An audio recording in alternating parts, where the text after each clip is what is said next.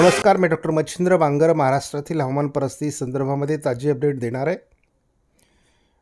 वातावरणात बदल झाला असून उत्तर भारतात WD प्रभावित झाला आहे.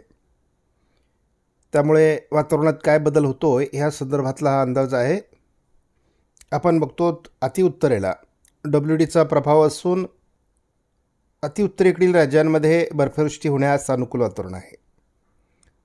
जवळपास याचा प्रभाव पंजाब, हरियाणा, दिल्लीपर्यंत होण्याची शक्यता आहे.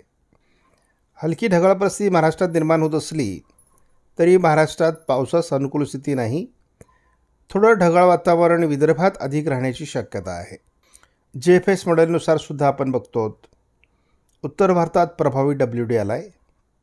याचा प्रभाव उद्या देखील राहणार आहे. 21 तारखेला याचा प्रभाव जोरदार उत्तर भारतात राहील.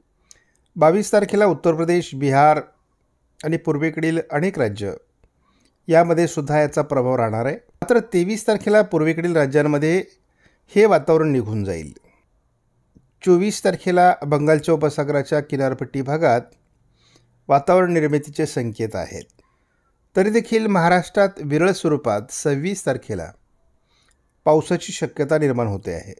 विदर्भात आणि मध्य प्रदेश, छत्तीसगडमध्ये तसंच उत्तर भारतामध्ये WDचा प्रभाव 27ला निर्माण होण्याची शक्यता आहे. त्यामुळे पुन्हा विदर्भात गारपिटीची काही भागात शक्यता राहील. हे वातावरण जवळपास 26, 27, 28 असं महाराष्ट्रात सुद्धा विरळ स्वरूपात राहण्याची शक्यता आहे. मराठवाड्याचा उत्तरेकडील भाग आणि विदर्भातील काही भागात याचा प्रभाव राहण्याची शक्यता आहे. आपण बघतो स्कायमेटनुसार देखील आपण उत्तर भारतातील WDचा प्रभाव बघतो आहोत. अनेक राज्यांमध्ये याचा प्रभाव पडणार आहे. 21 आणि 22 तारखेलाही त्याचा प्रभाव राहील. मात्र 23 तारखेला याचा प्रभाव पूर्व भारतात निघून जाईल असा अंदाज आहे आणि पूर्व भारतातील अनेक राज्यांमध्ये देखील जोरदार पावसाचा प्रभाव निर्माण होईल. स्कायमेटने देखील 26 तारखेला थोडं विदर्भाच्या उत्तरेकडून पावसाची शक्यता वर्तवली आहे. शिवाय नवीन WDचा प्रभावही निर्माण होण्याची शक्यता वर्तवली आहे. पुन्हा एकदा स्कायमेटने 1 मार्चला पूर्व विदर्भात पाऊस दाखवला आहे. 2 मार्चलाही याचा प्रभाव अर्ध्या भारतात राहण्याची शक्यता आहे. हे वातावरण 3 तारखेला राहण्याची शक्यता स्कायमेटने वर्तवली आहे. एकूणच पावसाळी वातावरण सातत्याने WD असं वातावरण आता वाढणार आहे. परंतु याचा मान्सूनवर काहीही विपरीत परिणाम होणार नाही.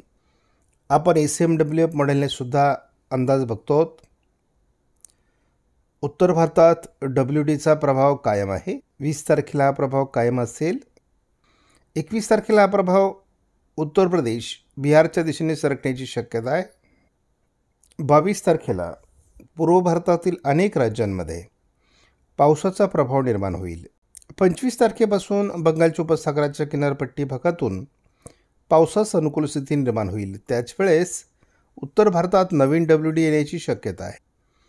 27 तारखेला छत्तीसगड, मध्य प्रदेश, बिहार, उत्तर प्रदेश आणि उत्तरेकडील भागात WDचा प्रभाव वाढण्याची शक्यता आहे. याचा थोडा परिणाम विदर्भात होण्याची शक्यता आहे.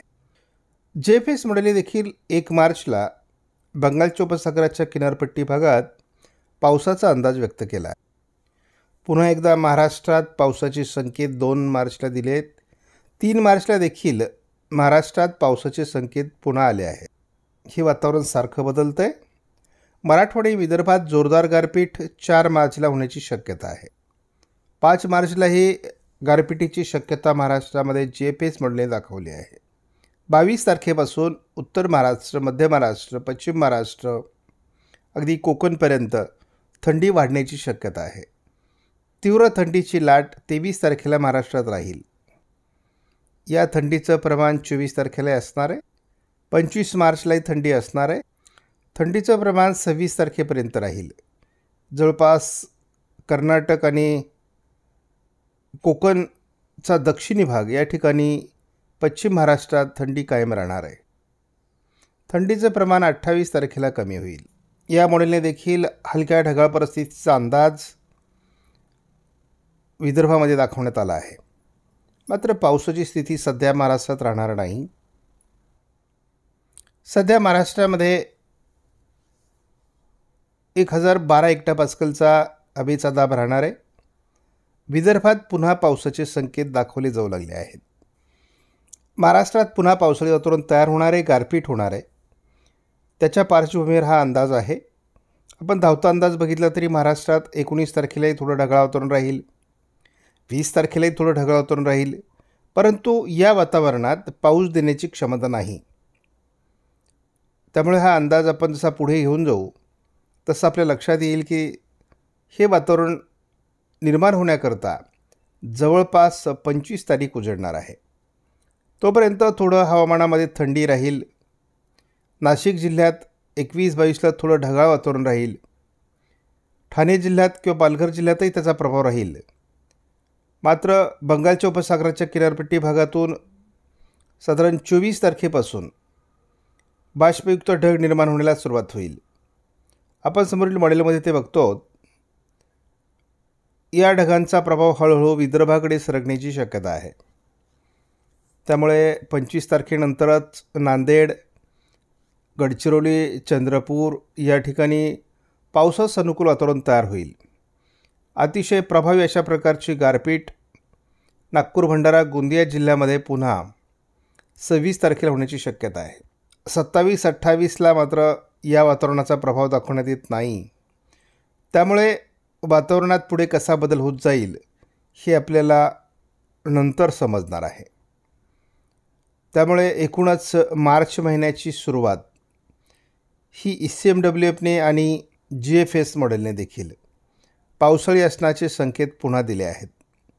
त्यामुळे वातावरणात सातत्याने बदल होतो आहे. कारण गारपीट विदर्भात होईल असं गृहीत धरून आपल्या शेतीचं नियोजन करावं. आपल्याला व्हिडिओमधील माहिती महत्त्वपूर्ण वाटल्यास लाईक करा, शेअर करा, चॅनलला सबस्क्राईब करा. धन्यवाद. जय हिंद, जय महाराष्ट्र, जय बळीराजा.